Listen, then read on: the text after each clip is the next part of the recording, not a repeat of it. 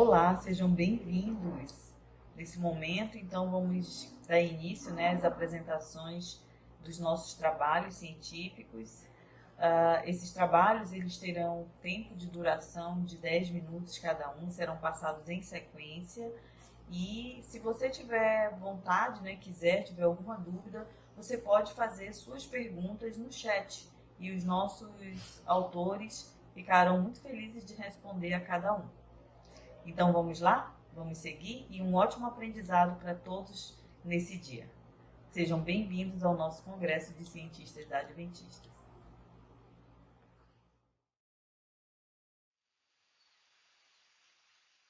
Inicialmente quero parabenizar os organizadores do evento e dizer que estou feliz por apresentar um pouco do trabalho que realizei ao longo de 20 anos como professor na Faculdade Adventista da Bahia. O título do nosso trabalho é A História Natural das Populações do Recôncavo Baiano, contada através de polimorfismos de DNA.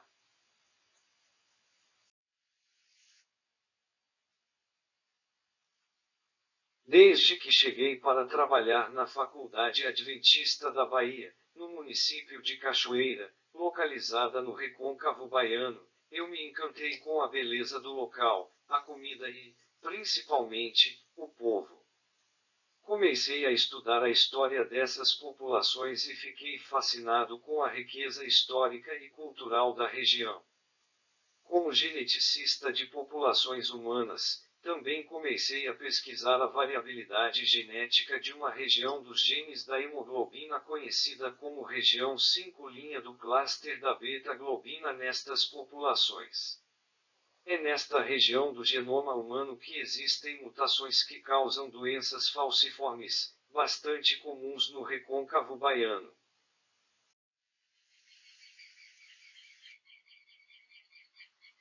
Os objetivos deste estudo, portanto, foi caracterizar os polimorfismos genéticos da região 5' do cluster da beta-globina conhecidos como haplotipos, e sua distribuição em populações do recôncavo baiano.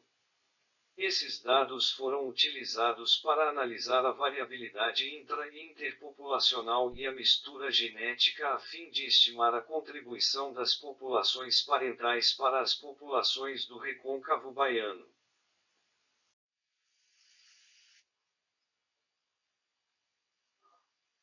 A amostra deste estudo foi composta por 114 indivíduos de ambos os sexos, não aparentados, dos municípios de Cachoeira e Maragogipe e um remanescente de Quilombo. O DNA foi avaliado por meio da técnica de polimorfismo de comprimento de fragmentos de restrição. Os haplótipos e suas respectivas frequências foram identificados com o software FACE 2.1.1. A mistura étnica foi calculada usando o programa ADMIX 95 para uma população tríbrida.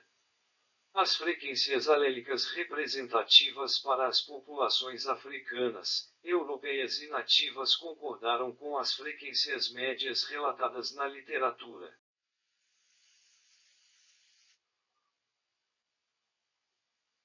Agora vamos apresentar alguns dos resultados obtidos.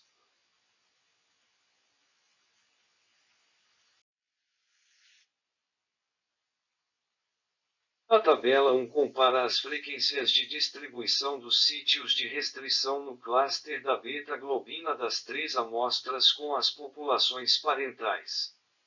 Como vocês podem observar, as frequências das populações do recôncavo se aproximam das populações africanas.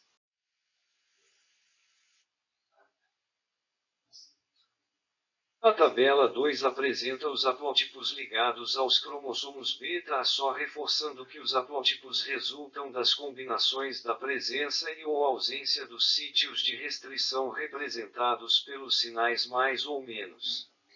Os haplótipos mais comuns encontrados nas amostras foram 2, 3, 4 e 6. Além disso, dois haplótipos, 9 e 14, foram específicos da população de Maragogipe. 7 haplótipos identificados nas 3 populações, haplótipos 1, 2, 3, 4, 5, 6 e 16, foram considerados haplótipos de primeira ordem originados por mutações pontuais ou eventos de conversão genética. O haplótipo 2 é provável que tenha sido a forma ancestral. Os haplótipos 9, 11, 12, 13 e 14 foram considerados haplótipos de segunda ordem e podem ter se originado da recombinação entre os haplótipos de primeira ordem, como sugerido na literatura.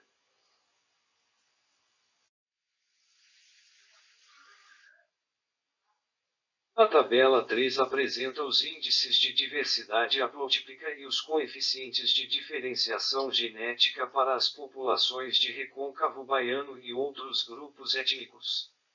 Observem que as populações africanas apresentam os maiores coeficientes. Por isso que elas são consideradas as mais antigas. Já as populações do recôncavo apresentam os menores índices, o que era esperado devido à sua origem recente.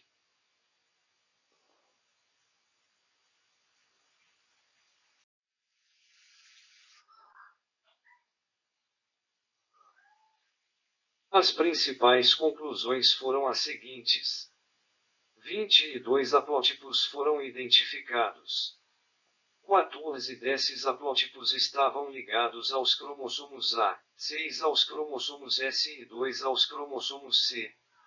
No subgrupo de pacientes com doença falciforme, os haplótipos predominantes foram B, Benin, e CAR, República Centro-Africana, com frequências de 52,9% e 32,4%, respectivamente.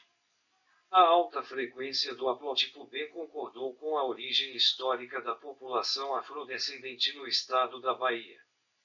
No entanto, essa frequência difere da de Salvador, capital do estado, onde os haplótipos CAR e B possuem frequências semelhantes, provavelmente por causa do comércio doméstico de escravos e posteriores migrações internas para outras regiões do Brasil. A presença do haplótipo tipo 1 em cromossomo C concordou com dados históricos provenientes da África Central e Ocidental. No entanto, a frequência do haplótipo tipo 2 na região do recôncavo baiano foi maior do que nas populações africanas, indicando um efeito fundador. Os resultados da mistura étnica foram 80,4% africano, 10,8% europeu e 8,8% nativo ameríndio.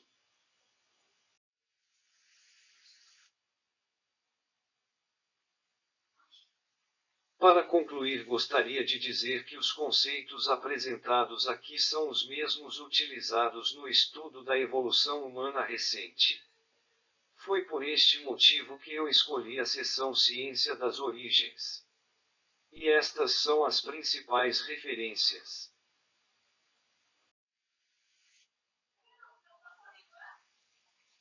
Obrigado.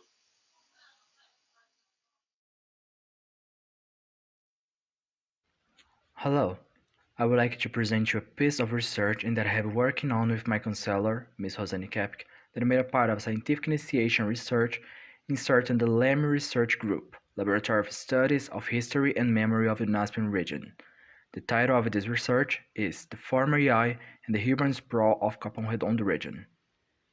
Here, as I said, are the names of the researchers involved in this quest. In this case, me, Fabio Leonardo, and my counselor, Ms. Rosane Kepke. So let's start. The Adventist Seminary, currently named Adventist University of São Paulo or UNASP, was founded in the city in 1925. Since there, it has played an inducing role of the peripheral urbanization of the southwestern region of the capital of São Paulo. This process has two main turning points. The first one is the foundation of the denominational seminary, Colégio Adventista Brasileiro, or CAB, then belonging to the municipality of Santo Amaro. And when the city hall expropriated 80% of its lands in favor of Coab Adventista, which would place the Capão Redondo district among the most populous in the city of São Paulo from the 90s onwards. Well, that led us to the research objective. that is, to investigate the correlation between the presence of the AI and the dynamics of the regional urban expansion and densification. And for this, we have divided the process in two phases: to extract information from the platforms and open databases of the city of São Paulo, and after this, compare this information to the theoretical models for forming intra-urban spaces, a concept studied by Flávio Vilaça in 2001. The proliferation of the land subdivision process is the most relevant evidence of the dynamics of urban expansion. And we could have access to this information through a platform called GeoSampa, that is a digital city map that makes it possible to estimate the subdivision's year of formation. Georeferencing this information and doing its spatial analysis concerning UNASP allow us to verify the temporal and geographic correlations that lead to the findings of the present work. One of the most important facts that we have faced off is that the first allotments appeared in the surroundings of the Colégio Adventista Brasileiro after its foundation in 1925. In this map at the right, you can see in colors the allotments organized by their year of legalization.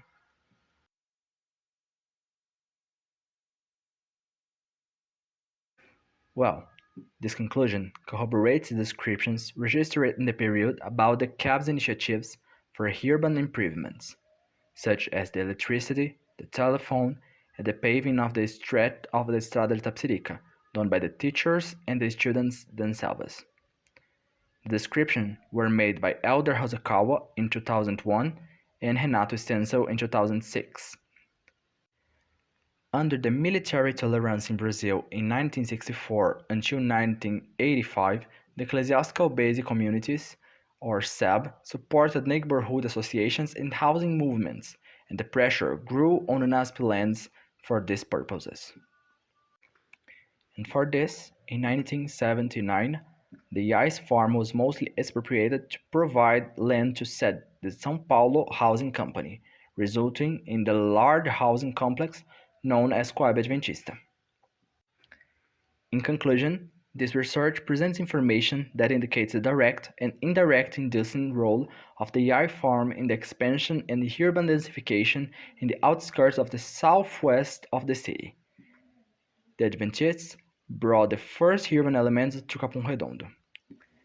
And like a reminder, the AI farm remains as UNASP, that constitutes an oasis in the Capão landscape, together with the Parque Santo Dias, the last remaining Atlantic forest in the district, which also belonged to these original limits. Its unique characteristics led to the recognition of the campus as a historical, cultural, architectural, urban, landscape, and environmental legacy for the region and the entire city of São Paulo. I hope that everyone present has understood the objectives and the results presented through this research. Thank you for your attention.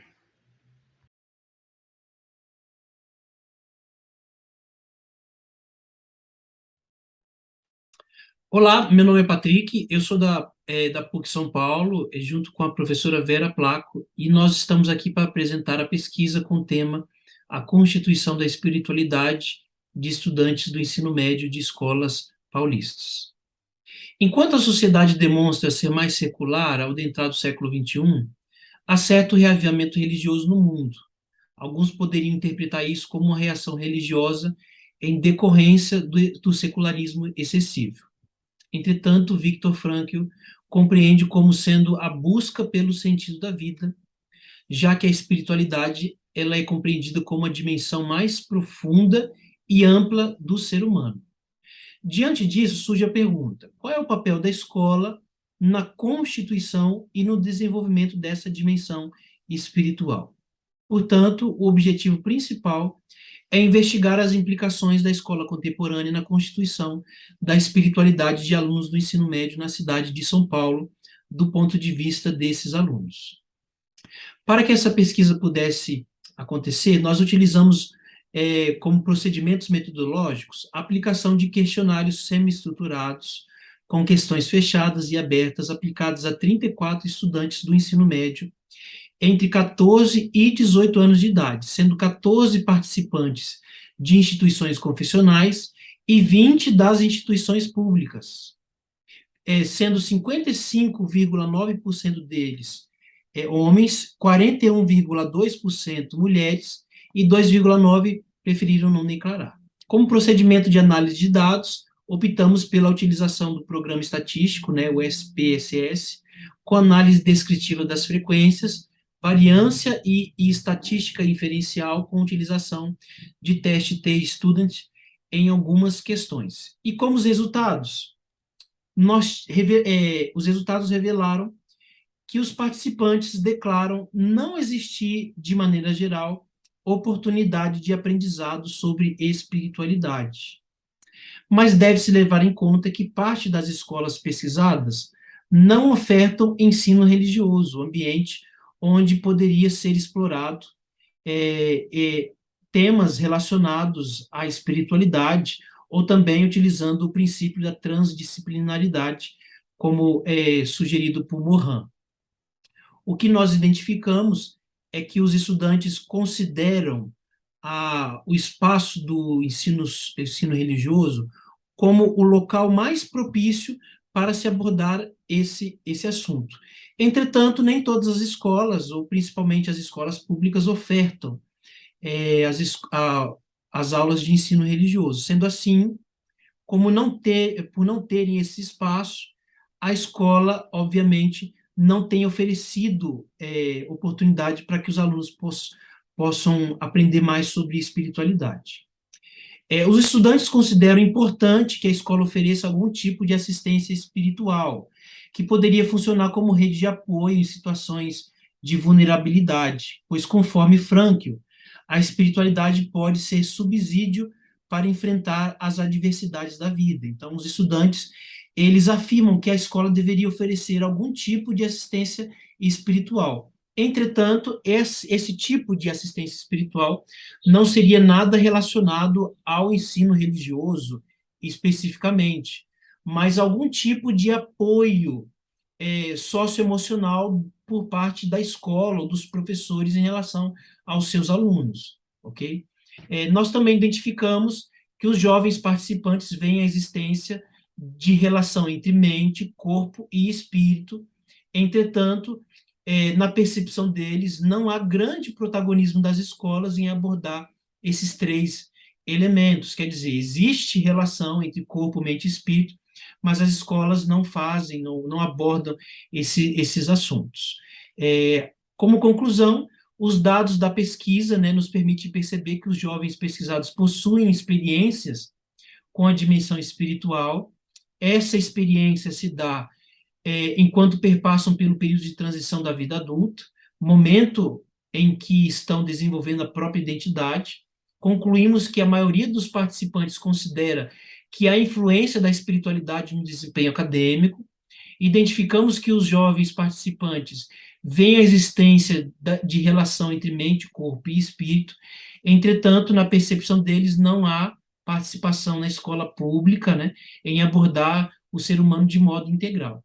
E a maioria dos participantes declara que as escolas não ajudam a entender a relação entre as múltiplas dimensões do ser, certo? O que sugere que elas precisam desenvolver melhor a relação das dimensões do ser humano e sua integralidade. Com isso, estão aqui também as referências e os demais dados da pesquisa que podem ser explorados em outro momento. Nós agradecemos. Muito obrigado.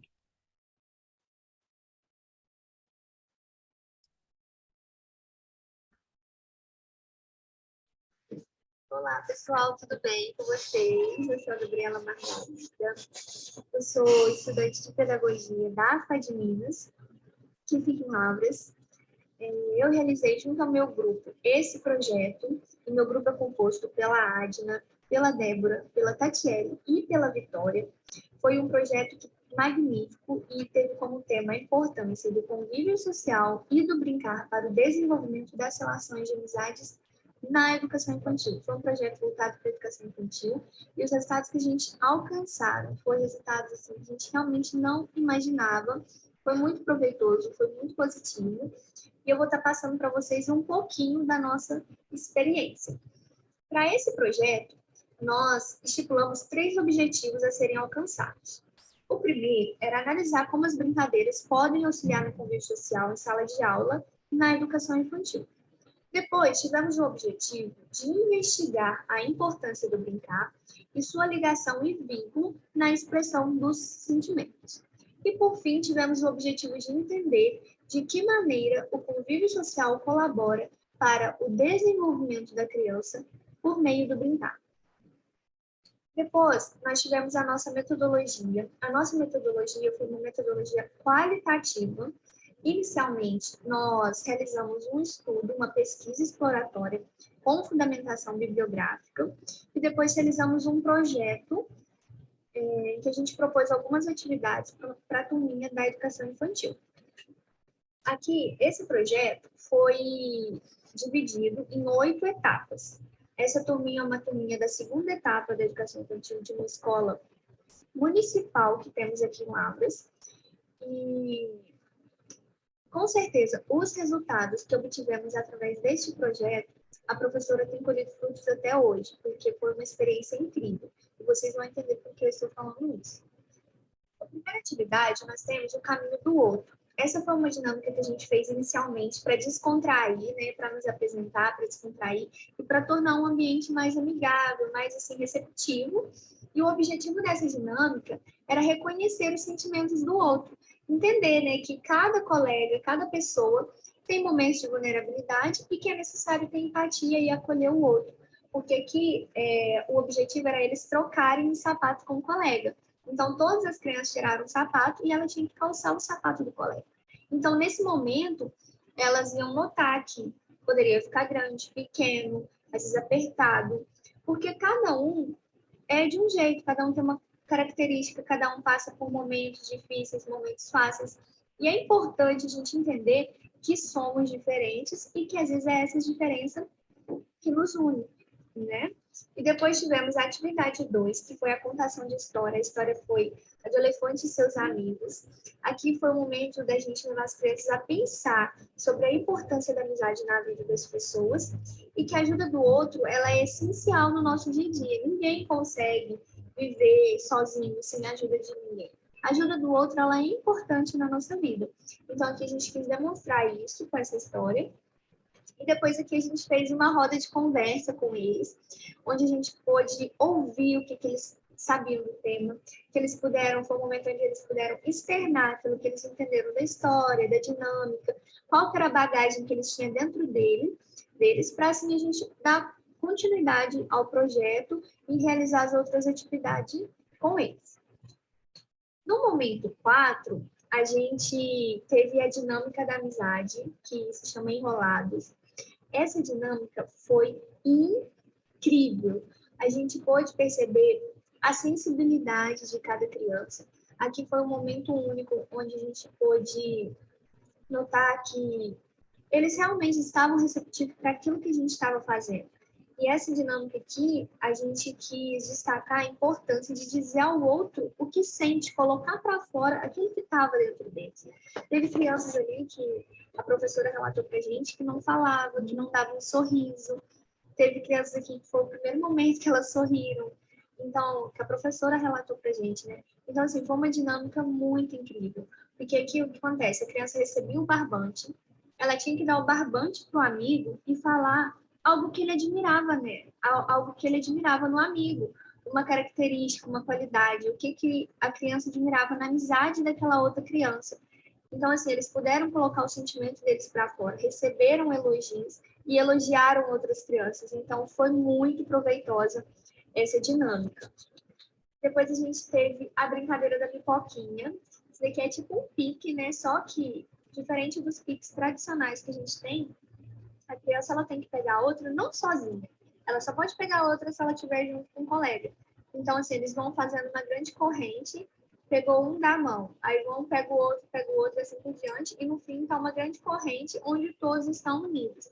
O objetivo dessa brincadeira é auxiliar o amigo através do lúdico e da união. Foi muito divertido, eles amaram, né? Gostaram bastante. E depois a gente teve a sexta atividade, que foi a confecção do cartão da amizade. Esse momento foi incrível também. Aqui a gente pôde ver desenhos tão lindos, assim, não de beleza estética, artística, mas de sentimento, desenho que você vê que tá cheio de verdade. Teve criança que desenhou Homem-Aranha, porque ele disse que o Homem-Aranha, ele enxerga o Homem-Aranha como um amigo, porque ele ajuda as pessoas, porque ele está sempre presente nos momentos difíceis. Teve outra criança que desenhou a família, e aí ela disse que é porque a família, ela nunca desiste, ela nunca abandona, está sempre ali dando os bons conselhos. Teve criança que desenhou outro amigo. Então, assim, teve desenhos cheios de significados muito, muito profundos, que a gente pode ver que realmente eles estavam se envolvendo, eles estavam entendendo a proposta do nosso projeto. Depois a gente fez esse mural com eles, no caso aqui é a Árvore da Amizade. A gente colou todos os desenhos nessa árvore e sentamos junto com eles, registramos as fotos, foi um momento divertido, bem descontraído. Eles acharam o máximo ver o desenho deles colado ali na árvore. Viu que aquilo tinha algum significado, né? O sentimento deles tinha alguma importância, não era só um pensamento, uma coisa. E tinha alguém que valorizava aquilo que eles pensavam, que eles sentiam. Depois, por fim, a gente teve aqui a motivação, que foi a medalha Sua Amizade Vale Ouro. Essa medalha tinha essa frase escrita. E aí nós entregamos uma medalha dessa para cada criança. O objetivo dessa medalha é que eles carregassem consigo tudo aquilo que a gente quis passar para eles e que eles sempre se lembrassem que a amizade deles é importante para alguém, que eles são importantes para alguém, que eles ajudam alguém, que eles estão do lado de alguém. E por isso que a amizade deles vale ouro. E tinha um bombonzinho, né, nessa medalha, a gente perguntou para cada um, eles gostaram também. E depois a gente tem aqui a conclusão. Com palavras é difícil expressar tudo aquilo que a gente pode vivenciar na prática através desse projeto, através dessas brincadeiras. Mas a gente pode concluir que as brincadeiras, elas podem auxiliar e muito no convívio social da sala de aula, além da brincadeira poder contribuir para o desenvolvimento motor e cognitivo da criança. Quando você trabalha uma brincadeira, você não consegue trabalhar uma área isolada. Você trabalha várias áreas juntas, e isso é muito importante. E também a gente ajuda as crianças a entenderem suas emoções e expressá-las de uma melhor forma. Às vezes nós adultos temos dificuldade de entender, de expressar os nossos sentimentos, as nossas emoções. Imagina uma criança que está em desenvolvimento, que está começando agora. Para ela também é muito difícil. Então, as brincadeiras é uma forma lúdica dela conseguir fazer isso. Através da brincadeira, ela consegue fazer isso de uma forma mais natural, de uma forma menos dificultosa. E foi muito proveitoso, a gente conseguiu obter resultados muito positivos. E eu queria agradecer a vocês. Muito obrigada pela atenção. Se vocês tiverem qualquer dúvida, estamos à disposição para conversar com vocês, para tirar as dúvidas. E é isso, e eu agradeço. Muito obrigada.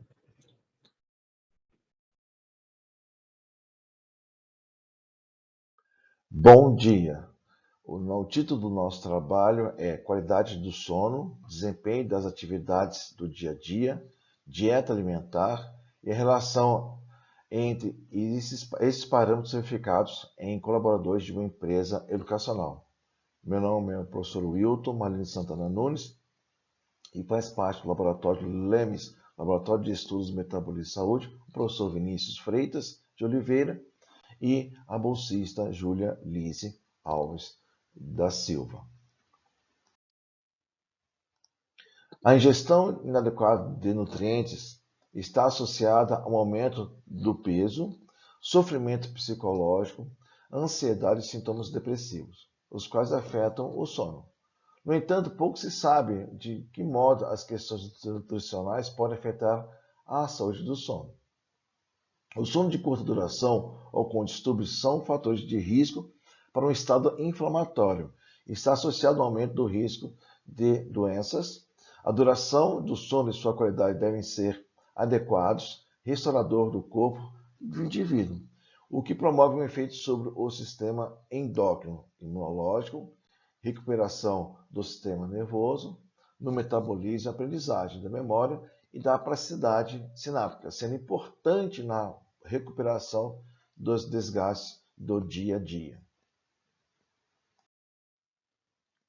Segundo o DIN de 2017, existe uma relação entre nutrientes e sono. Não está claro e nem compreendido o mecanismo exato pelo qual a ingestão nutricional afeta o sono, mas existem fatores envolvidos nisto. Um desses é o tipo de alimento. Diferentes dietas, concentrações de proteínas, carboidratos e gordura, os quais têm efeitos diferentes na qualidade do sono.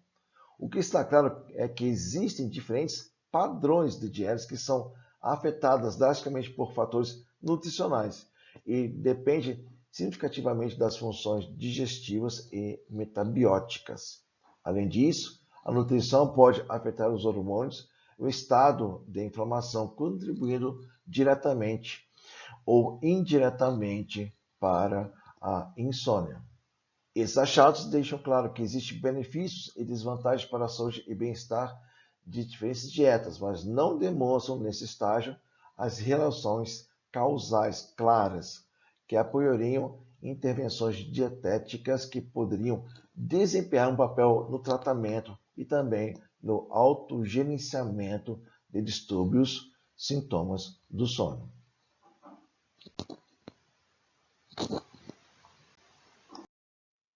O objetivo do nosso trabalho, é verificar a relação do tipo de dieta onívora, semi-vegetariana e ovo-lacto-vegetariana com a qualidade do sono e a satisfação da capacidade em desempenhar atividades do dia a dia de colaboradores de uma instituição educacional. A metodologia do nosso trabalho, ele foi um estudo epidemiológico de corte transversal em colaboradores de um centro universitário da região metropolitana de Campinas. Os dados são preliminares de uma pesquisa aprovada pelo Comitê de Ética do Centro Universitário Adventista de São Paulo. E foi utilizado dois questionários. Um questionário que é o RECOL, abreviado, utilizamos duas perguntas, a pergunta número 16 e 17, e um questionário para identificar que tipo de dieta o indivíduo tinha. A pergunta 16 fala sobre quão satisfeito você está com o seu sono, e a pergunta 17 é quão satisfeito você está com sua capacidade de desempenhar as atividades do seu dia a dia, ok? No questionário do RECOL, abreviado, onde as respostas eles podem ser muito insatisfeito, 1, insatisfeito, 2, nem satisfeito e nem insatisfeito, nem satisfeito, nem insatisfeito, 3, satisfeito, 4 e muito satisfeito é o número 5. E o tipo de dieta, onívora, semi-vegetariana e ovo-lacto-vegetariana. A análise dos dados foi desenvolvida por meio de estatística descritiva, frequências relativas, média e desvio padrão, onde as amostras foram submetidas à análise de variância nova. Para os grupos, o nível de significância adotado foi 0,05 e o tratamento estatístico foi realizado pelo software Excel. Nos resultados, na discussão de resultados, nós podemos verificar o seguinte, que foram 52 questionários, são sujeitos que preencheram esses questionários, 63% aproximadamente são mulheres, 36% são homens, com relação à dieta, 57% são onívoros, 30,77% são semi-vegetarianos e 11,54% são ovo-lacto-vegetarianos. Na figura 1, a gente pode observar que as médias do grau de satisfação com o sono, da pergunta 16, foram de 3,03 para indivíduos onívoros e 2,81 para semi-vegetarianos e 3,5 para ovo-lacto-vegetarianos, sendo o desvio padrão de 1,07, para onívoros e 1,11 para semi-vegetarianos e 1,05 para ovo-lacto-vegetarianos. A maior média foi do grupo ovo-lacto-vegetariano, exibindo um grau de satisfação entre nem satisfeito e nem insatisfeito. nem satisfeito e satisfeito. As médias não traduzem uma diferença significativa, né, entre os grupos. A literatura carece de trabalhos que confrontam a qualidade de sono e a dieta alimentar, né, sendo essas onívoras, ovo-lacto-vegetarianas ou semi-vegetarianas. No entanto, em 2001, a MIT demonstrou que um jantar de carne não parece afetar a qualidade do sono ou o funcionamento diário, concentração nesse caso, pois mais ou de forma diferente do que um jantar vegetariano. Assumimos que os diferentes resultados se devem a diferentes metodologias utilizadas por esse estudo. Segundo Biggs, 2020, as concentrações de nutrientes e micronutrientes nas dietas podem ter efeitos benéficos ou não na qualidade do sono. O nosso trabalho verificou apenas indivíduos que se alimentam de diferentes dietas, não sendo qualificados as concentrações de macro e micronutrientes que podem influenciar a qualidade do sono desses indivíduos. Dessa forma, inferimos que as dietas podem ter nutrientes que se equalizam nos grupos, não influenciando de forma diferente no sono entre os grupos. Os resultados quanto ao grau de satisfação em desempenhar as atividades do dia a dia, a pergunta 17, em relação ao regime alimentar, se mostraram similares. As médias e os desvios padrões da figura 2 foram 3,6, né, e 3,31 e 3,50 para ovo-lacto-vegetarianos, né? No entanto, apesar de a maior média ser do grupo de onívoros, atingindo um valor relativamente próximo da satisfação, não possuem diferenças significativas entre grupos. No estudo realizado por Edefonte, em 2017, verificou-se que, embora a hipótese de um melhor desempenho mental ocorre em indivíduos que tomam café da manhã, ou café de manhã, né, ou breakfast, em relação aos que não têm essa prática, a pesquisa não caracterizou o tipo de dieta, e sim a ingestão de energia, onde parece haver evidência de que uma menor resposta glicêmica ou pós-prandial é benéfica para o desempenho mental. Achados indicam que a dieta rica em sacarose impacta nos processos de memória espacial e de trabalho, mas não induz comportamento de escolha do tipo impulsivo. Sugere que escolhas alimentares não saudáveis podem não influenciar esse aspecto do comportamento da tomada de decisão. Como verificado dos nossos gráficos, no nosso gráfico verificado aqui, não houve diferença significativa entre quão satisfeito você está com sua capacidade de desempenhar as atividades do dia a dia mediante o tipo de dieta. Sendo assim, concluímos que os resultados indicam que não há diferença entre as dietas na qualidade do sono e nem na satisfação da capacidade de desempenhar atividades do dia a dia. No entanto, os estudos sobre essas questões são inconsistentes e insuficientes para tirar conclusões firmes, necessitando de mais pesquisas. Esperamos que, ao fim da pesquisa, a gente consiga resultados mais concisos. Agradeço, as referências estão disponíveis e muito obrigado.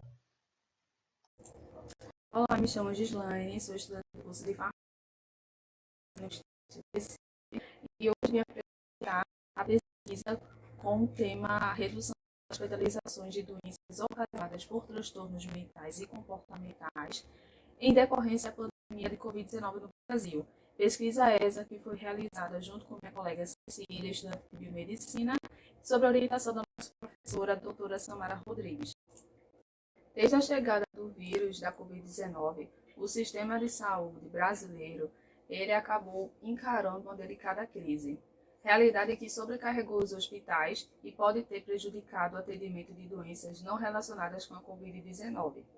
Então, ao analisar os dados do Sistema Público de Saúde, desde a implementação de medidas para a desaceleração da transmissão viral, assim como em outros países, notou-se uma diminuição nas hospitalizações de doenças não relacionadas com a Covid-19 e doenças que foram correlacionadas com transtornos mentais e comportamentais, mesmo com estudos apontando um aumento de alguns transtornos durante a pandemia. Essa redução nas notificações de doenças não relacionadas a SARS-CoV-2 impactou diretamente nos dados de saúde pública e pode ter afetado o tratamento de pacientes psiquiátricos.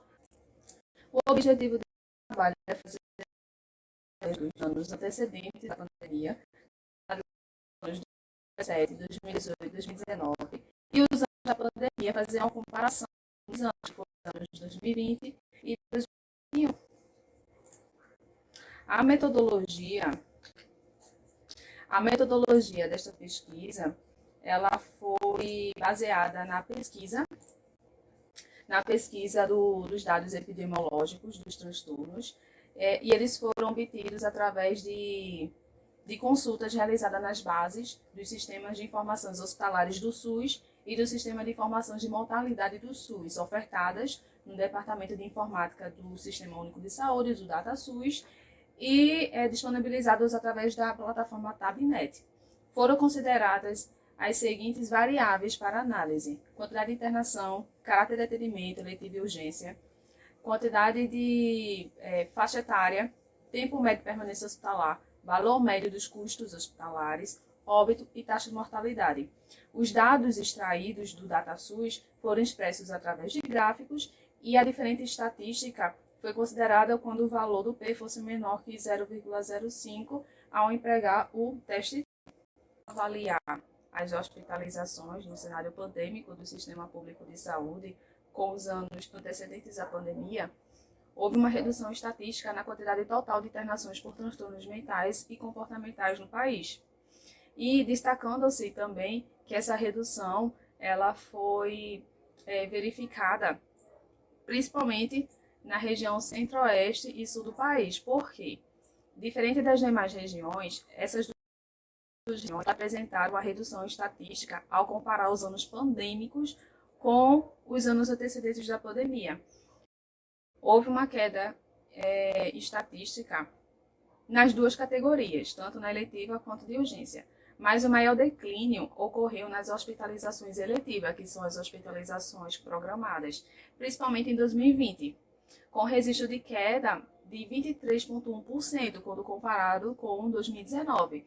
E na mesma característica de comparação, no atendimento de urgência, a redução foi de apenas 16,3%. Então, na faixa etária, foram realizados 4 grupos. O grupo infantil foi considerado menor que 1 ano a 9 anos. O grupo jovem foi considerado de 10 a 19. O grupo adulto foi considerado de 20 a 59 anos. E o grupo idoso foi considerado de 60 a 80 anos ou mais. Então, o que foi observado? Que em 2020 houve uma redução em todas as categorias analisadas. Mas em 2021, os dados começaram a se elevar um pouco. Tanto que na faixa etária infantil, o dado de 2021 ele ficou um pouco mais elevado que nos outros anos. Então, analisar as regiões na faixa etária infantil, verificou-se que essa elevação ocorreu em todas as regiões analisadas.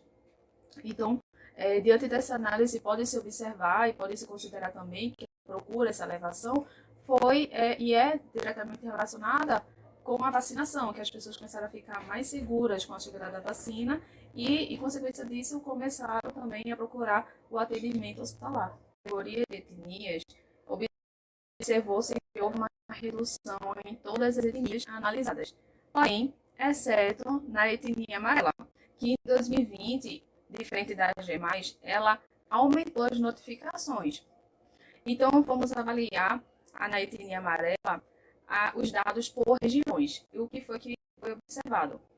Que este aumento ele foi considerável porque na região centro-oeste, diferente das demais regiões, na pandemia houve um aumento de notificação por transtornos mentais e comportamentais, tanto em 2020 quanto em 2021.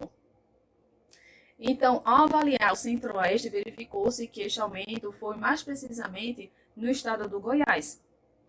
Este aumento ele pode ter uma consideração, já que cientificamente não tem uma relação, não tem uma base biológica com associação entre etnia e saúde mental. Pode-se considerar que o aumento tem a relação com a extensão da gerência de saúde mental do estado do Goiás. Tanto que, inclusive, notas de repúdio elas foram lançadas pelo Conselho Regional de Serviço Social e o Conselho Regional de Psicologia. Então, este acontecimento ele pode ter impactado no suporte de pacientes com transtornos mentais e comportamentais, visto que a Gerência de Saúde Mental ela realizava atendimentos psicossociais. E este aumento no estado do Goiás ele não foi verificado apenas na etnia amarela, foi também notado na etnia branca, por exemplo, que na etnia branca, em 2020, foram notificadas 749 hospitalizações, diferente de 2019, que foram apenas 511. Os custos hospitalares, assim como as demais categorias, na pandemia também houve redução nos investimentos para doenças, patologias relacionadas a transtornos mentais e comportamentais no país, em comparação com os anos antecedentes da pandemia. Como, por exemplo, em 2020, o investimento foi de apenas 227 milhões, um pouco mais de 227 milhões, comparados como, por exemplo, em 2018, em que o investimento ele passou de 256 milhões. Bem, na permanência hospitalar, observou-se uma redução também nos anos da pandemia, visto que em 2021, por exemplo, a média hospitalar ela fechou em 20,9 dias, enquanto, diferente dos anos em que a pandemia era inexistente, em 2017, por exemplo, a média fechou em 25,8 dias. Na categoria de óbitos, verificou-se que houve uma queda durante os anos da pandemia, principalmente na taxa de mortalidade, diferente dos óbitos, ela aumentou os óbitos de uma determinada população em um espaço de tempo. Então, é basicamente a relação de óbitos por 1.000 habitantes. E a taxa de mortalidade aumentou, quanto os óbitos por transtornos mentais, as notificações. Então, diante dos dados analisados, conclui-se que houve uma considerável redução na procura hospitalar de todos os agravos de doenças acometidas por transtornos mentais e comportamentais, mesmo com o aumento dos transtornos mentais menores durante a pandemia no Brasil. Fica em evidência, então, a implicação da pandemia nos hospitais, que por sua vez vem prejudicando o atendimento e acompanhamento de doenças não relacionadas à Covid-19, seja por insegurança dos pacientes em buscar atendimento hospitalar ou até a falta de estrutura e condições dos hospitais em atender esses pacientes, né? Atender outros quadros patológicos não ocasionados pelo vírus do SARS-CoV-2. Então, diante das análises, fica em evidência o impacto da pandemia nos hospitais. Então, aqui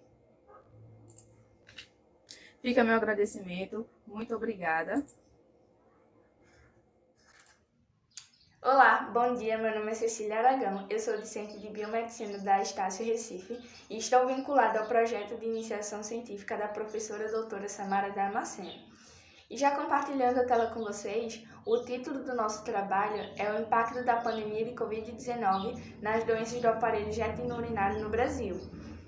E a pandemia de Covid-19 afetou drasticamente os sistemas de saúde do mundo inteiro, inclusive do Brasil, com medidas restritivas, distanciamento social, bloqueio e principalmente no manejo do gerenciamento de padrões de atendimento aos pacientes, devido ao risco de infecção por SARS-CoV-2.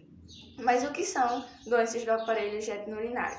As doenças e infecções, elas acometem os rins, os ureteres, a bexiga e a uretra.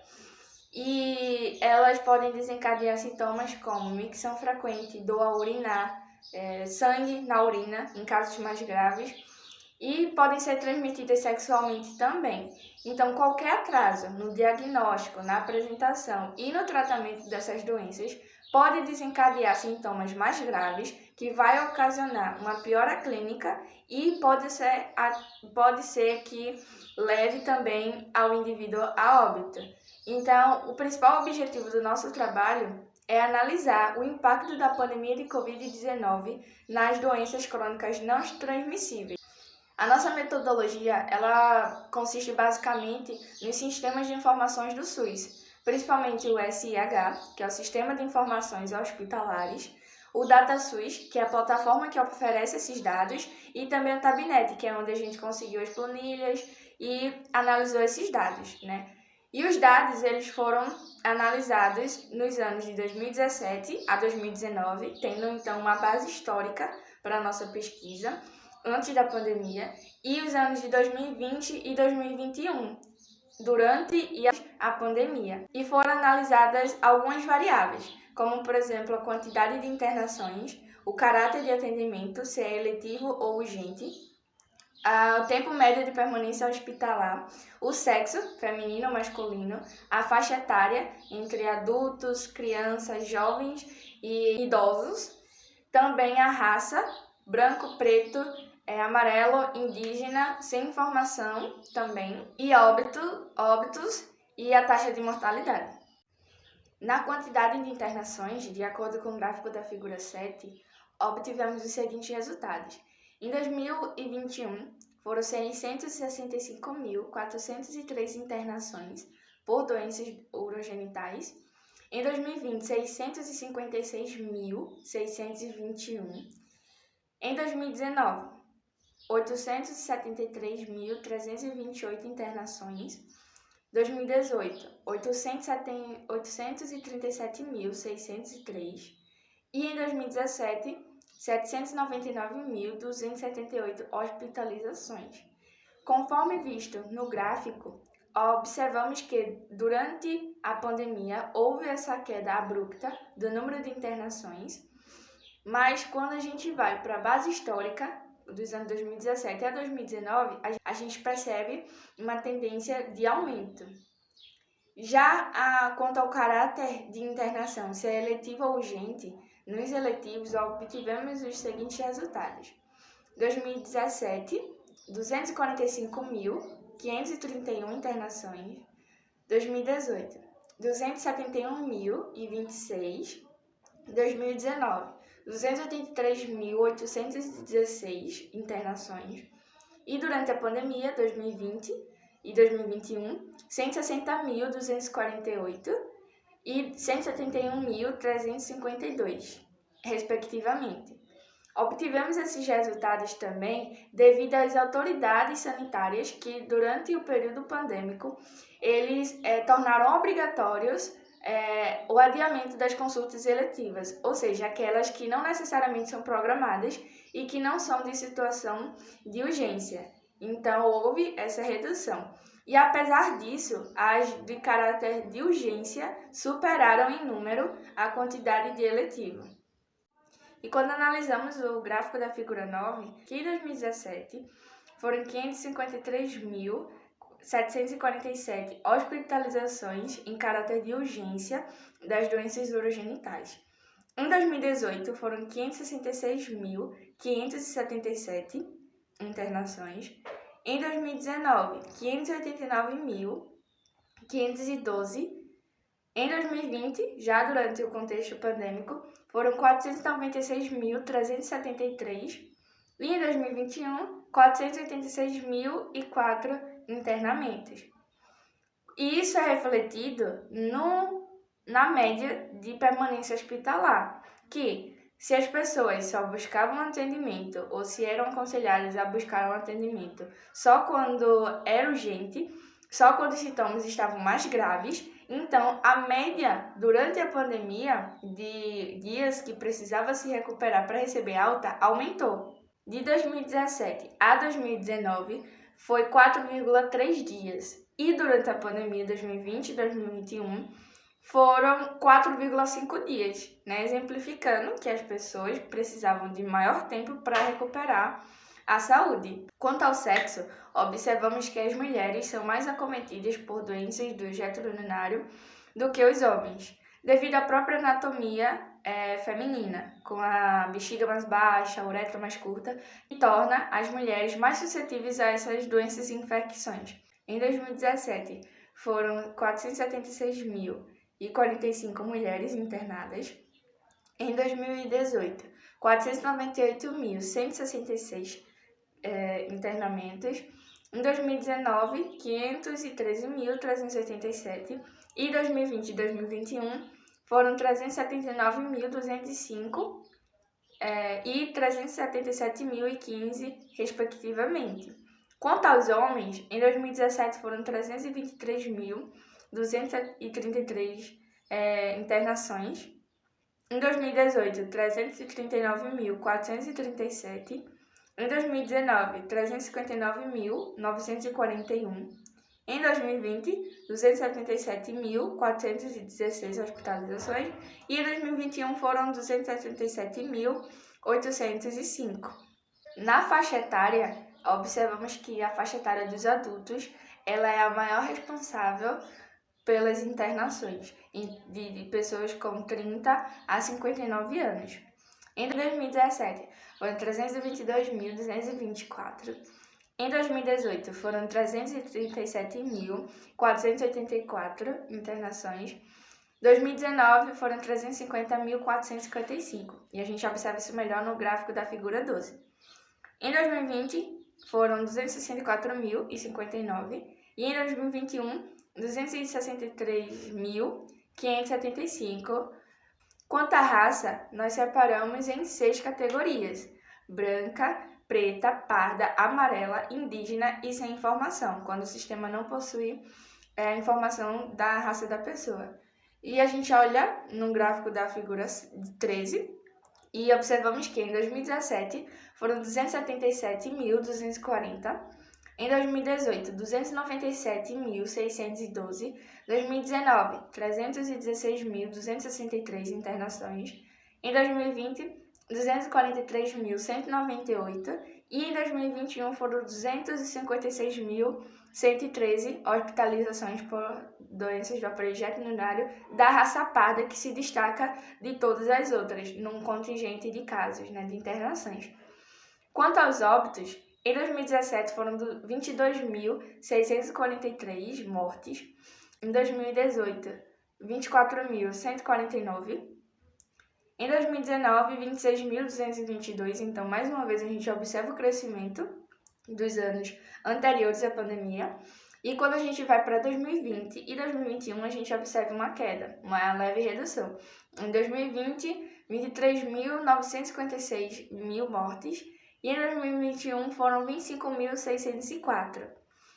Já na taxa de mortalidade, durante a pandemia aumentou. Em 2017 foram 2,83%, em 2018 2,88%, em 2019 3%, e em 2020 foi 3,65%, e em 2021 aumentou também para 3,91%. Conclui-se com esse nosso trabalho que durante a pandemia de Covid-19 houve uma redução no número de internações por diversas desordens clínicas, inclusive as do aparelho reto-urinário, bem como na procura hospitalar em caráter eletivo e de urgência, justificando o aumento na média de permanência hospitalar dos indivíduos por internação. O número de mulheres em relação aos homens acometidas por essas doenças e infecções é maior do que os homens. Entretanto, os dois sexos houve uma redução significativa no número de internações em 2020 e em 2021, se compararmos aos anos de 2017 a 2019. Observou-se também que a faixa etária de adultos de 30 a 59 anos são os mais afetados por doenças urogenitais. Dessa forma, pode-se inferir que, além do temor de contrair o SARS-CoV-2, as pessoas com doenças pré-existentes crônicas não transmissíveis foram negligenciadas durante o contexto pandêmico e que isso culminou na diminuição na quantidade de internações por doenças do aparelho reto-urinário no Brasil, e colocando também em xeque atributos essenciais da saúde primária brasileira. Portanto, houve um impacto negativo da pandemia de Covid-19 em relação às internações do aparelho reto-urinário no Brasil.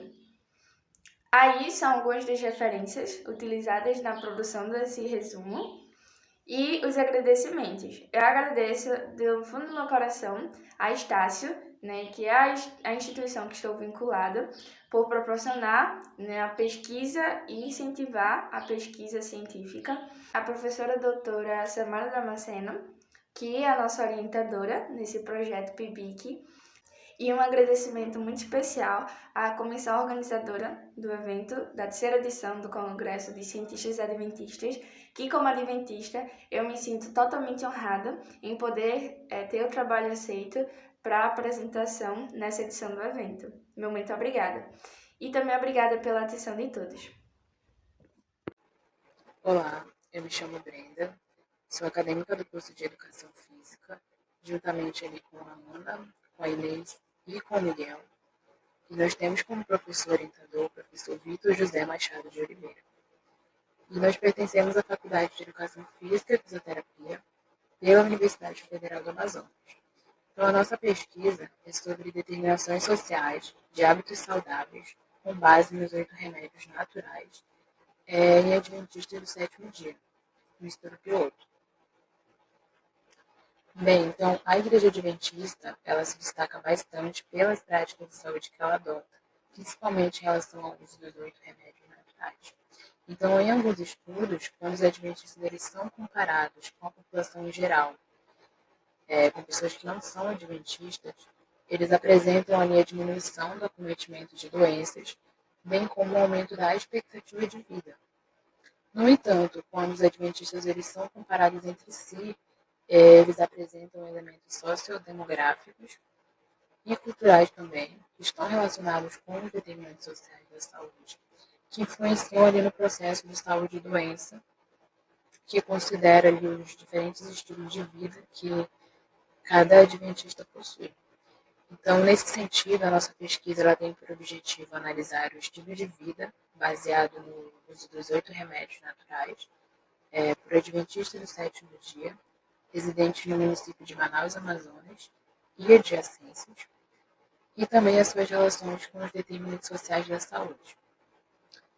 Nosso estudo é um estudo descritivo, transversal, de abordagem quantitativa. Participaram da pesquisa 86 participantes. O critério para participar dessa pesquisa era necessário que eles possuíssem uma idade igual ou superior a 18 anos e que eles fossem membros batizados na Igreja Adventista do sétimo dia, na CEAM ou na MAR.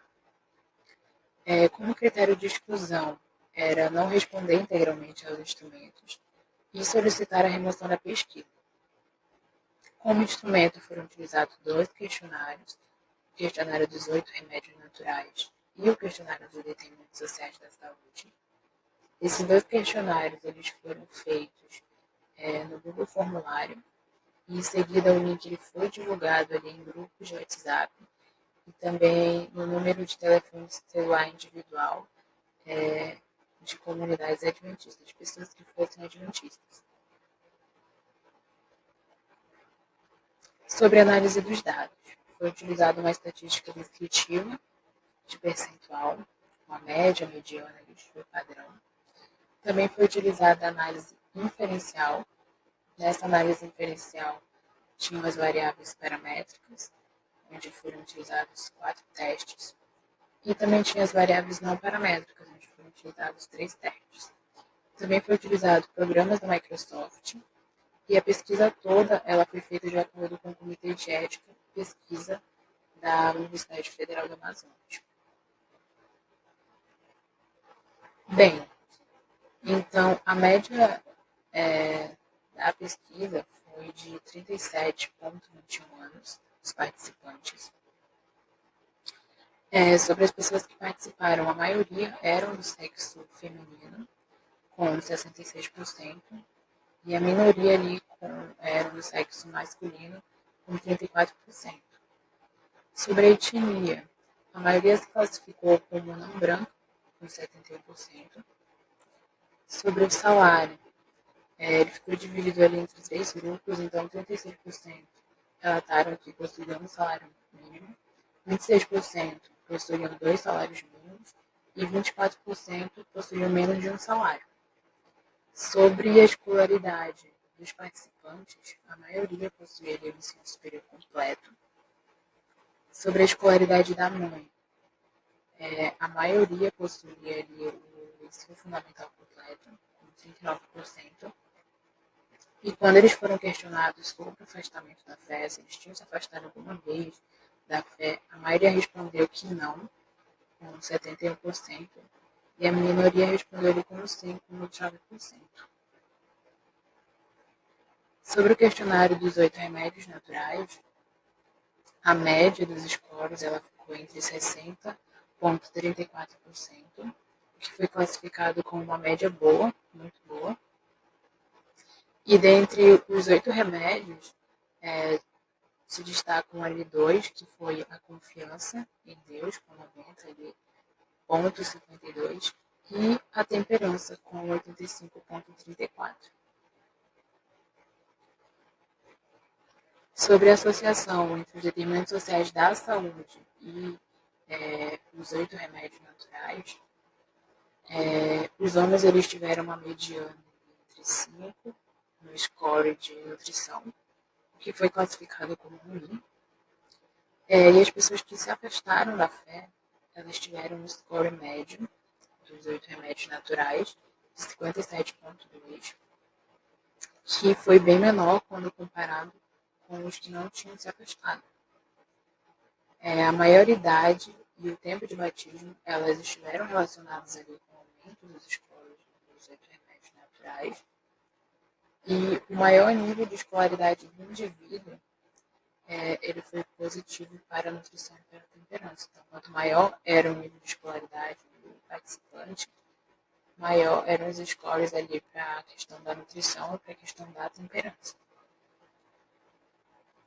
Então, nesse sentido, esse estudo ele nos ajudou a problematizar as questões ali acerca de como os determinantes sociais da saúde eles podem influenciar ali na adoção de um estilo de vida mais saudável, conforme as recomendações que a Igreja Adventista do Sétimo Dia ela recomenda ali, né? Então, de acordo com o estudo, a gente verificou que os participantes eles apresentaram scores positivos para a adoção de um estilo de vida baseado nos 8 remédios naturais e os seus domínios. No entanto, ali as variáveis sexo, o tempo de batismo, o afastamento da fé, a idade e a escolaridade do indivíduo interferiram, sim, em algum grau ali do uso dos 8 remédios naturais. Então, nesse sentido, se destaca ali a necessidade de levar em consideração os determinantes sociais da saúde que podem influenciar na adoção de hábitos mais saudáveis e se tornando ali necessária a construção de políticas públicas que reduzam mais ali as iniquidades que são produzidas socialmente. Essa é a nossa pesquisa e muito obrigada. Olá, boa tarde. Meu nome é Catarina, sou enfermeira e eu vim aqui para falar um pouquinho sobre o meu artigo, que tem como título A importância da participação do enfermeiro na construção de indicadores de vigilância epidemiológica associados a sistemas de informação em saúde. A saúde ambiental envolve todos os parâmetros relacionados aos aspectos de qualidade de vida que podem ser afetados por fatores que perpassam desde a efeitos físicos, químicos, biológicos, sociais e psicológicos, relacionando-se ainda às medidas teóricas e práticas que possam prevenir, controlar e erradicar tais fatores. Os sistemas de informação em saúde, eles são um conjunto de estruturas administrativas e unidades de produção perfeitamente articuladas com vistas à obtenção de dados mediante o seu registro, coleta, processamento, análise, transformação dos dados em informações e a sua oportuna divulgação. É necessário que cada uma dessas etapas funcione. Por isso eu destaquei mediante o seu registro, que é a parte inicial. Em 2012, 26% dos casos de morte e 25% dos casos de doenças em crianças menores de 5 anos poderiam ter sido evitados pela diminuição dos riscos ambientais, tais como falta de acesso a serviços de saneamento básico e higiene.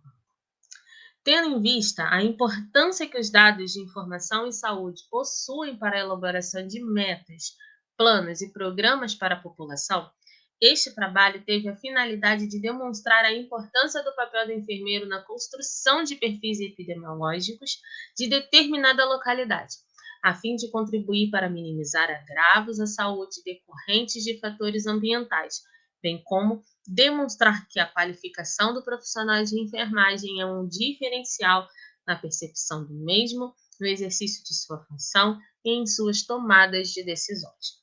A metodologia utilizada foi um trabalho realizado de revisão bibliográfica, onde foram pesquisados sites e periódicos como o Ministério da Saúde, Cielo, BVS, FUNASA, USP, PEDENF, REM, Revista Latino-Americana de Enfermagem. Os termos utilizados foram CIS e a enfermagem, sistemas de informação em saúde, indicadores epidemiológicos e enfermagem e a saúde ambiental. Um total de artigos e periódicos encontrados foram 40 publicações, todas em português, porque esse foi o único idioma utilizado. Os critérios de exclusão e de inclusão foram relação direta com a prática da enfermagem e parâmetros epidemiológicos descritos pelo Ministério da Saúde em suas cartilhas e manuais. Os materiais que foram utilizados como um referencial teórico tinham como autoria a prevalência dos estados de Minas Gerais, São Paulo, Rio Grande do Sul, Santa Catarina e Brasília. Aqui eu não coloquei Santa Catarina, mas Santa Catarina também. Os principais sistemas de informação que o profissional vai lidar na sua prática são o SINAM, que é o Sistema de Informações de Agravos de Notificação, é o mais importante sistema de notificação, tendo como objetivo coletar e processar dados sobre agravos de notificação a partir das unidades de saúde. O Ministério da Saúde relata que foi a partir do SINAM que pôde-se calcular a incidência, prevalência, letalidade e mortalidade de uma determinada doença ou população, podendo, consequentemente, realizar as análises de acordo com as características da população local em tempo e lugar das ocorrências, delimitando, assim, fatos de acontecimentos de morbidade em saúde. A ficha individual de notificação. Elas são preenchidas quando há suspeita da ocorrência de doenças de notificação compulsória. E caso a doença não se confirme, será utilizada como ficha de notificação negativa. O preenchimento da FIM é de responsabilidade dos profissionais das unidades assistenciais de saúde local. Aqui eu coloquei um esquema de outros boletins, planilhas e um sistema que são utilizados também. As planilhas de boletins de acompanhamento de surtos, os boletins de acompanhamento de hanseníase e tuberculose e o CISAB, que são sistemas de informação em saúde para a atenção básica. Todos eles possuem a mesma finalidade de produção de indicadores de saúde e de possíveis fatores ambientais de risco e agravos à saúde da população. Assim como o SINAM e a FIM, todos são de responsabilidade da unidade de saúde local realizar o seu devido preenchimento e alimentação do sistema. E a gente precisa sempre lembrar que o enfermeiro é uma parte importante, ele é um integrante importante da equipe de saúde. Aqui eu fiz um esquema bem reduzido de como seria a visão desse enfermeiro, a sua importância na inserção na coleta desses dados. Ele faz a identificação dos fatores quando ele atende essa população na unidade de saúde. Ele alimenta o sistema através do preenchimento das fichas de notificação, do SINAM, do FIM, dos boletins, das planilhas, né, e alimentando o próprio sistema do CISAB. Essas fichas, esse material das informações dos sistemas, elas são processadas pelo DataSUS, são consolidadas e divulgam esses dados. A partir da divulgação desses dados é que são criadas, são estabelecidas as políticas de saúde. Uma vez estabelecidas, elas são implementadas em todo o território nacional. E aí elas voltam para serem implementadas, colocadas em práticas aonde? Na unidade de saúde local, para a melhoria da saúde da população. Então, é muito importante que esse profissional, ao atender esse paciente, ele esteja sempre procurando identificar esses fatores de risco e alimente os sistemas para que as políticas possam ser consolidadas da melhor forma possível. Quais foram os resultados e as discussões? Com a implantação dos CIS, os estudos epidemiológicos se tornaram fundamentais e, com isso, surgiu a necessidade de qualificação das equipes de saúde. A qualificação do enfermeiro ou da enfermeira é vital para uma visão diferenciada que levará à identificação precoce de fatores de risco, levando a estratégias que minimizarão ou erradicarão tais fatores. A qualificação do profissional de enfermagem para a gestão de determinantes epidemiológicos auxilia na intervenção dos desequilíbrios dos processos de saúde e doença da população. A qualificação do enfermeiro dentro da saúde pública possibilitará ao mesmo realizar com segurança as intervenções em saúde, além de permitir uma visão crítica e capacidade analítica de pensar e observar questões de saúde. Esses foram apenas 4 autores que eu destaquei. No que tange à produção de dados que são de responsabilidade da unidade de saúde local, sua contribuição está relacionada à elaboração de relatórios, preenchimento de notificações, alimentação dos sistemas de informação e participação efetiva na tomada de decisões em atividades locais, sejam elas investigações ou estudos epidemiológicos. Para concluir, é inegável que dentro das políticas de saúde atuais, principalmente da atenção básica e serviços de saúde ambulatoriais, o profissional de enfermagem é o primeiro a estabelecer um contato direto com o indivíduo, sendo ele o elo entre este paciente e os demais membros da equipe de saúde, tornando um eixo valioso na investigação epidemiológica. A aplicabilidade de programas e construção de dados que convergirão em políticas de saúde e, por fim, minimizando agravos decorrentes de fatores ambientais. Então, que possamos, enquanto profissionais de saúde, enquanto enfermeiros, da equipe multidisciplinar, ter sempre esse olhar crítico, analítico, estarmos sempre nos capacitando, aprendendo cada vez mais, nos estruturando, tirando as dúvidas, para que possamos ter um cuidado essencial voltado para a prevenção e tratamento dos agravos que a população vem apresentando. Obrigada pela atenção de vocês.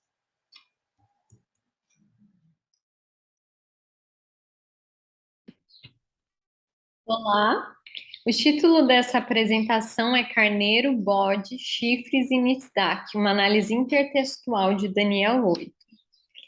O texto de Daniel 8 apresenta uma visão muito interessante com animais, um carneiro, um bode, a ênfase em seus chifres, no conflito entre eles, nas ações da ponta pequena contra Deus e referências ao santuário e seu serviço. No final dessa visão é apresentada uma ação de juiz divino que inclui a justificação, vindicação e purificação do santuário.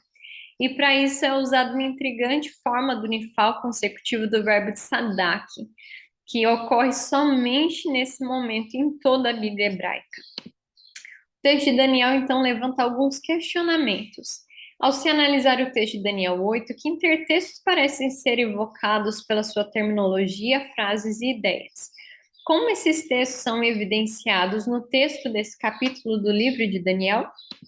Para responder essas perguntas, foi usado como metodologia uma leitura atentiva, um close reading do texto, considerando na sua forma final, no seu contexto canônico, e através de uma análise intertextual conforme proposta por Genet, por meio principalmente das categorias da intratextualidade, que são ligações intertextuais inscritos do mesmo autor, intertextualidade, que se dá por meio de citações e alusões, e arquitextualidade, que são ligações estruturais.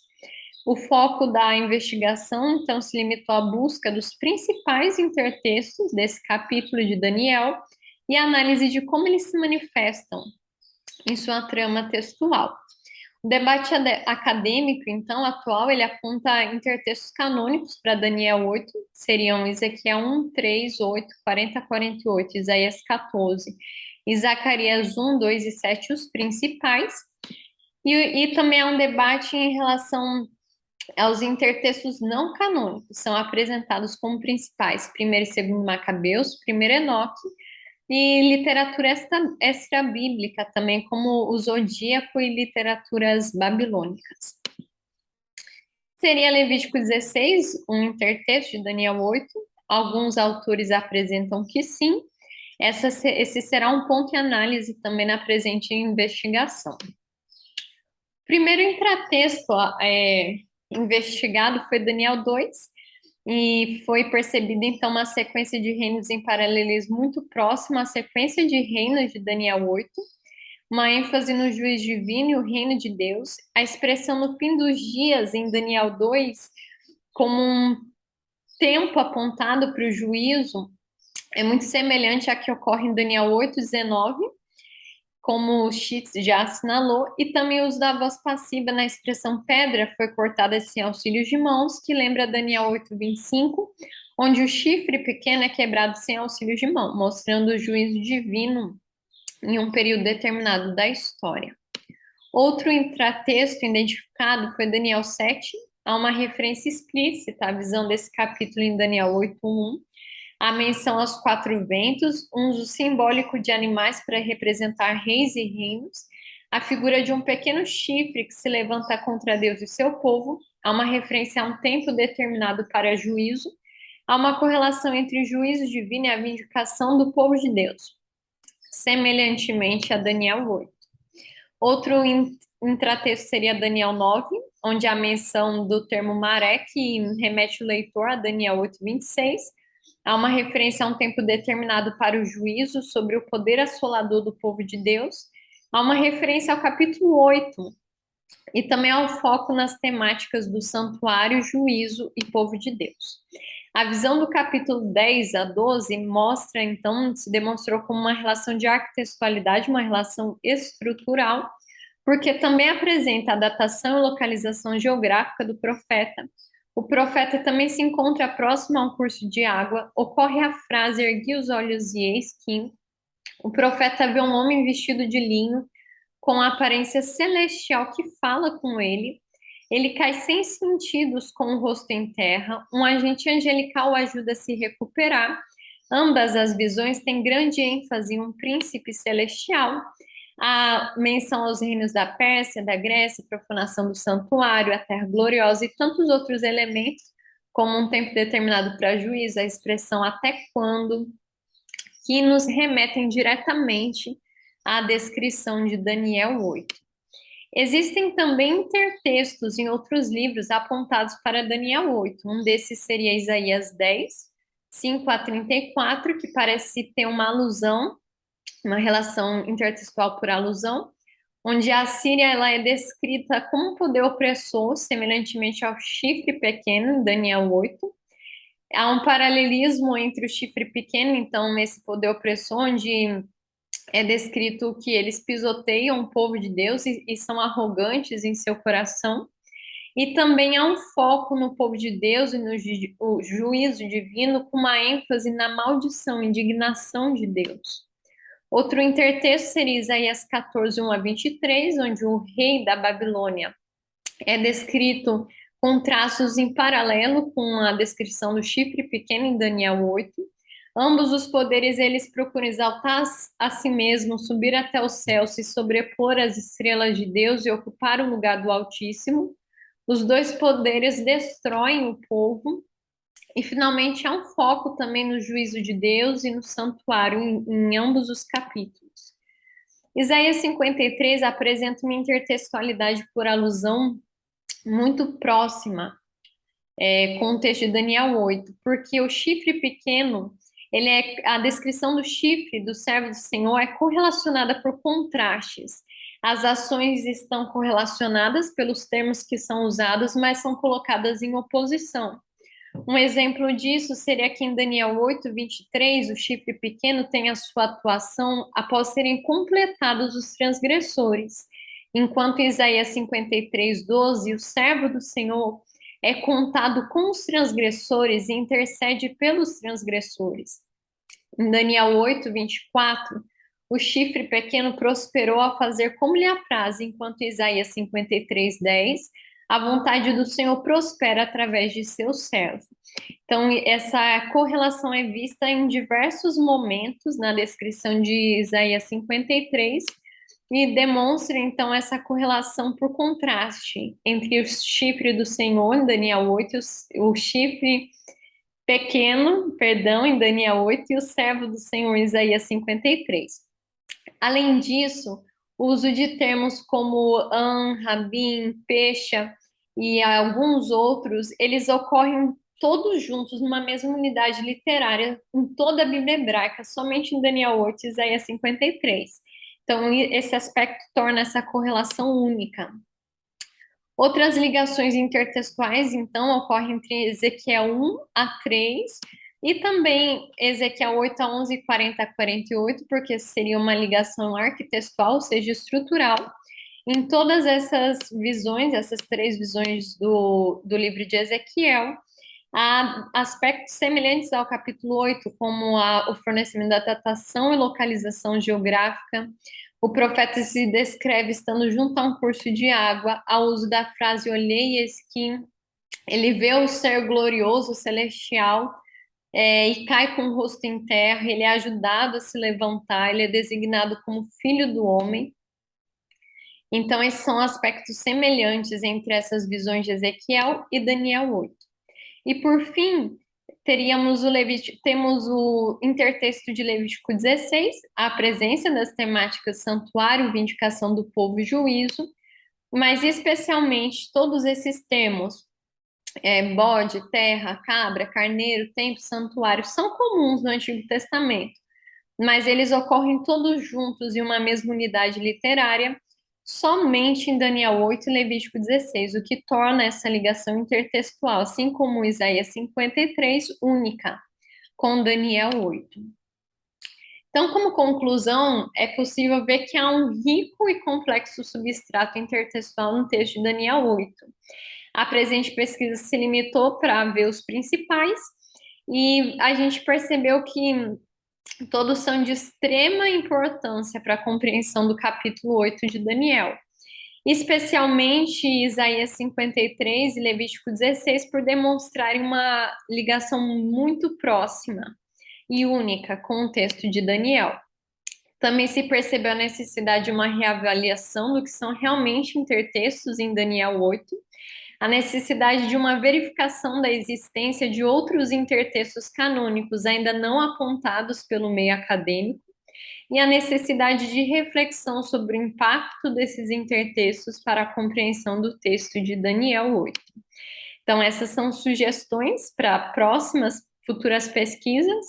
Aqui são as referências e eu agradeço por vocês acompanharem a apresentação até aqui. Muito obrigada. Olá, meu nome é Luiz Rocha, sou pastor formado pelo SALT FADBA e farmacêutico bioquímico com mestrado em medicina tropical, doutorado em biotecnologia. Atualmente sou capelão do Hospital Adventista de Manaus, onde eu atuo também como coordenador da área de ensino e pesquisa. Estou vinculado ao UNASP através de um pós-doutorado.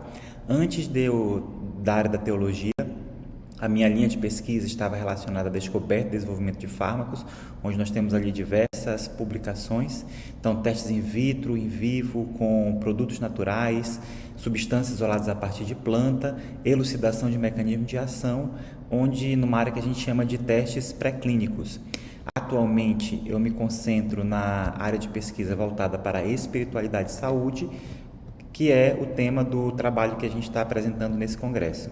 O título do trabalho é Cuidados Espirituais na Pandemia de Coronavírus, um relato de experiência dos capelães do Hospital Adventista de Manaus. Nós entendemos que a espiritualidade é uma dimensão inerente a todo ser humano e a literatura ela tem apontado isso. Ela considera a ciência, ela considera a espiritualidade como a busca pelo sentido da vida. Esse conceito está presente ali em vários autores. E quando nós observamos as ciências, tanto as ciências sociais e humanas, quanto as ciências da saúde, nessa interface, é possível perceber que há uma relação estreita entre a saúde e a espiritualidade. Na Bíblia, Deus ele dá a devida importância à saúde do ser humano. Há uma preocupação de Deus em relação à nossa saúde.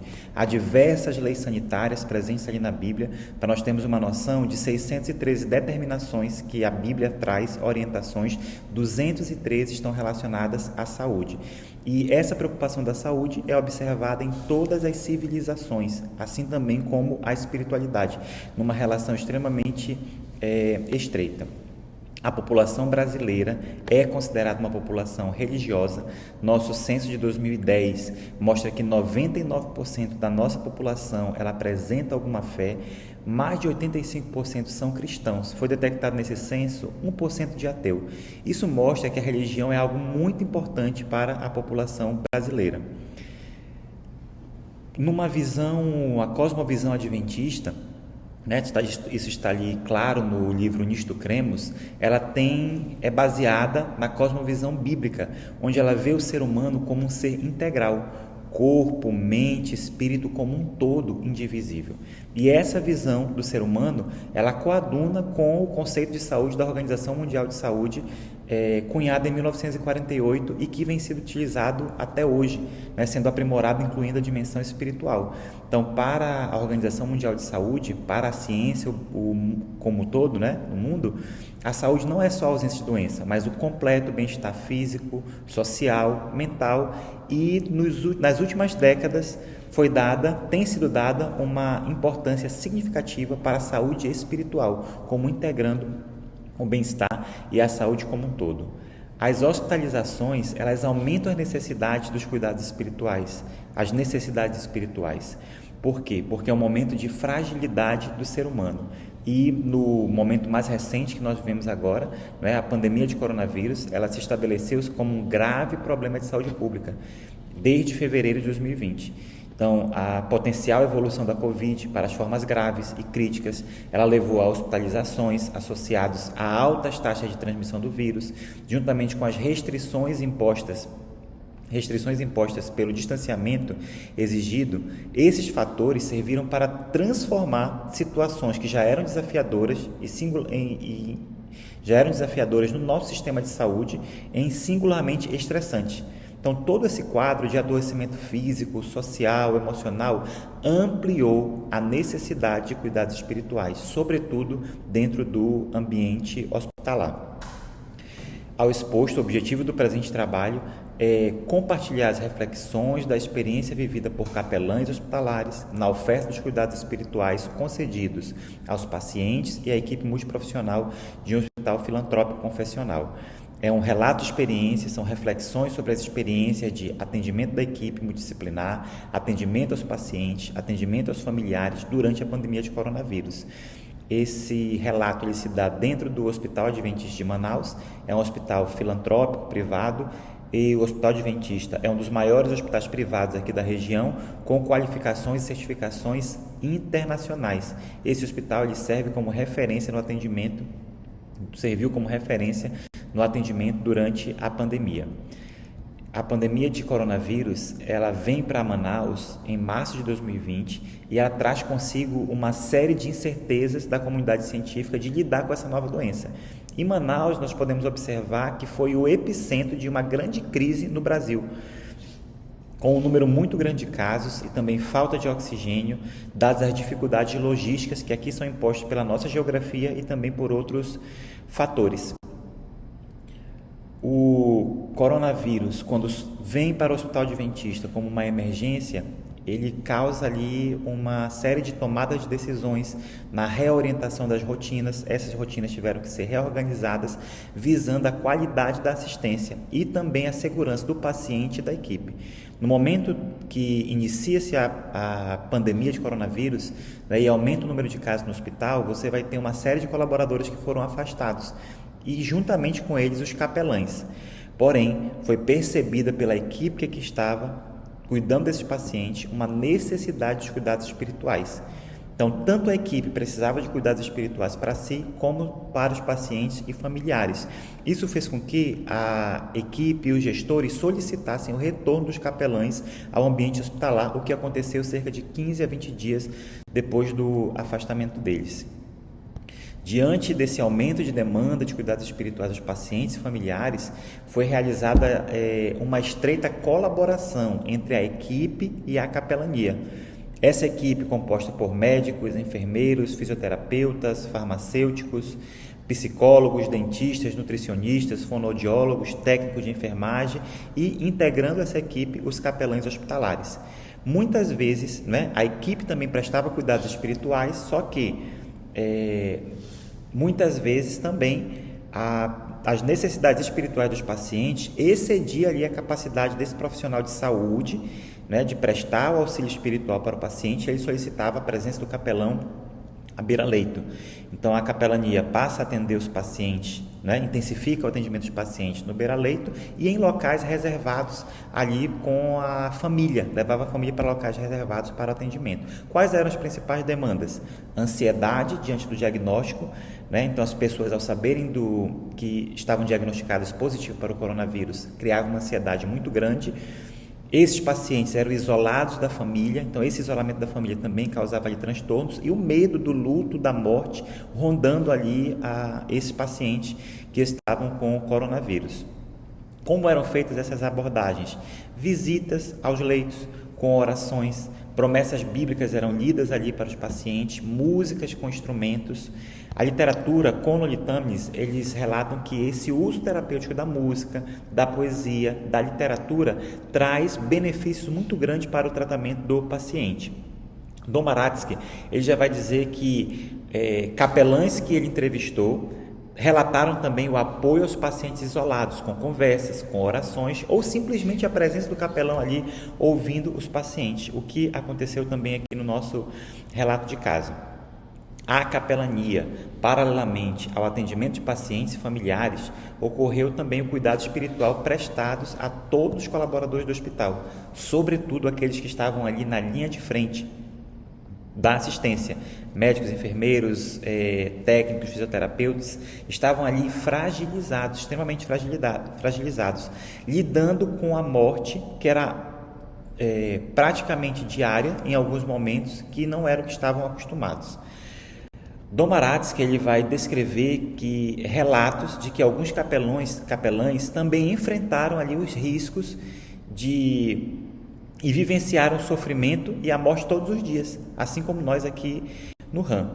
Teixeira, ele vai indicar que, diante dos diferentes mecanismos do enfrentamento aos desafios impostos pela pandemia, os profissionais de saúde também tiveram na espiritualidade uma importante aliada no exercício e no cuidado de suas dimensões.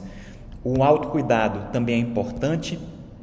Foi importante para os capelães um primeiro fortalecimento da sua vida espiritual e emocional para enfrentar situações estressantes e um aumento, atitudes de autocuidado, como higienização de mãos, uso de equipamentos de proteção individual, foram intensificados pelos capelães diante da pandemia. Desjardins, ele destaca que o cumprimento dessas normas internacionais assegura e possibilita a presença física dos capelães no cuidado. A pandemia de coronavírus, ela ressaltou a necessidade de cuidados espirituais de forma integrada na assistência à saúde. Houveram limitações na prestação desses cuidados espirituais, contudo, com as adaptações, os capelães conseguiram cumprir o seu papel no atendimento integral aos pacientes. Aqui estão as referências. Eu deixo uma citação de Ellen G. White, que diz que Cristo é agora o mesmo compassível médico que era durante o seu ministério terrestre. Nele há bálsamo curativo para todas as doenças, poder restaurador para toda enfermidade.